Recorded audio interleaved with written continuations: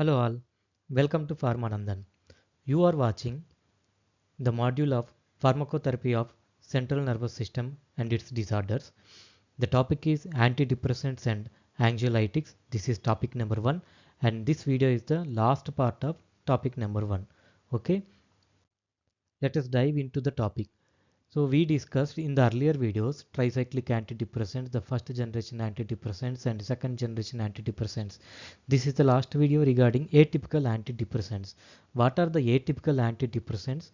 Atypical antidepressants are the antidepressant agent which act other than the same thing which we discussed earlier, like MAO inhibitors, monoamine oxidase inhibitors, or serotonin reuptake inhibitors, or norepinephrine reuptake inhibitors, added to it if they have some other added property which is having dominated property or having any other new mechanism of action, we considered all those drugs into atypical antidepressants. Okay, in this video we are going to discuss the drug list of atypical antidepressants and the receptors, what are the receptors on which they are acting, this is main important, and important clinical pharmacological facts about those antidepressant drugs. What is the first antidepressant, atypical antidepressant we are going to discuss? Trazodone. What is trazodone? It comes under SSRI plus it has antagonistic activity of serotonin 2A subtype of receptor along with alpha 1 adrenergic antagonistic property.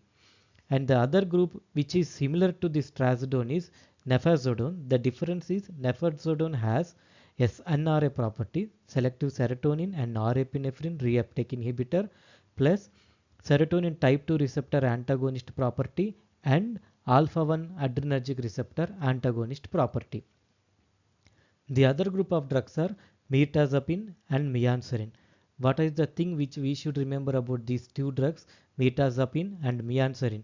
These are antagonists of mainly histamine type 1 receptor and then with less affinity to, when compared to histamine type 1 receptor, less affinity with serotonin type 2A, subtype 2C and 3A receptor, and more less and lesser affinity to central presynaptic alpha 2 receptors. Actually these are having good affinity for these receptors, but this is as per order of decreasing affinity to the particular receptors. Main important side effect which we should remember about mirtazapine and mianserin is increasing the weight. Weight gain is the main side effect. And bupropion is the other agent we discussed earlier. It inhibits norepinephrine transporter reuptake inhibitor.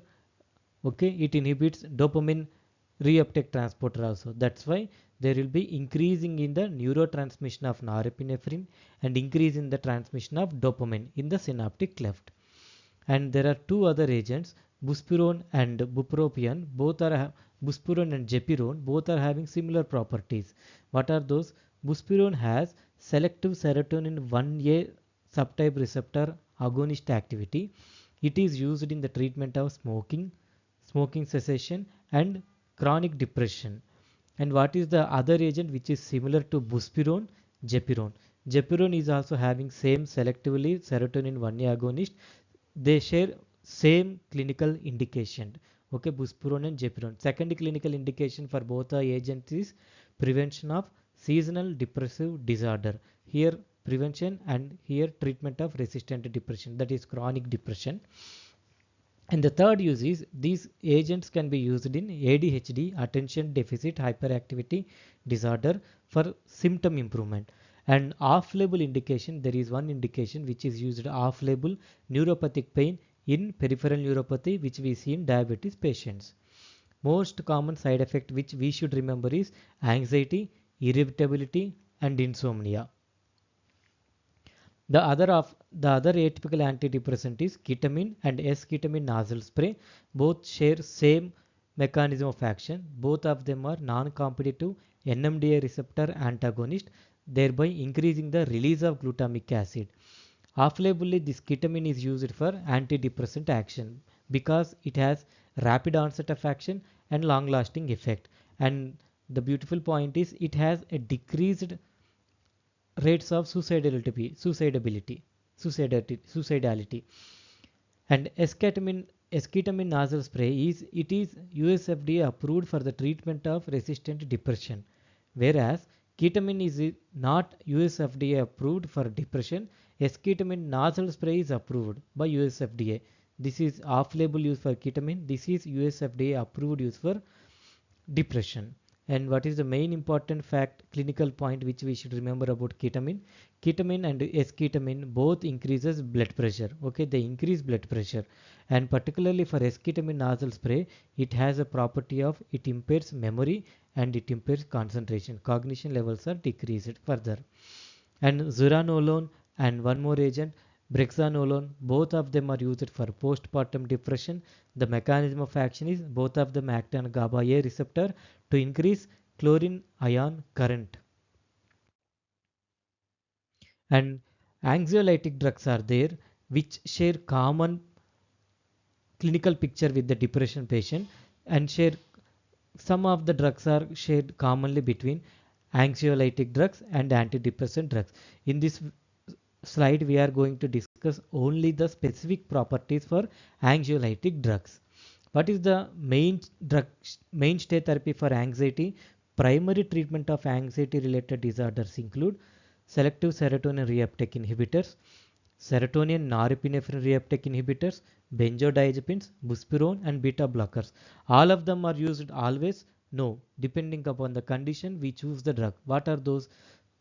Let's say SSRIs, SNRIs, buspirone, these are the first line medications for anxiety, but it needs chronic treatment, long term therapy with these drugs to get proper sustainable anxiolytic effect. That is, we have to wait.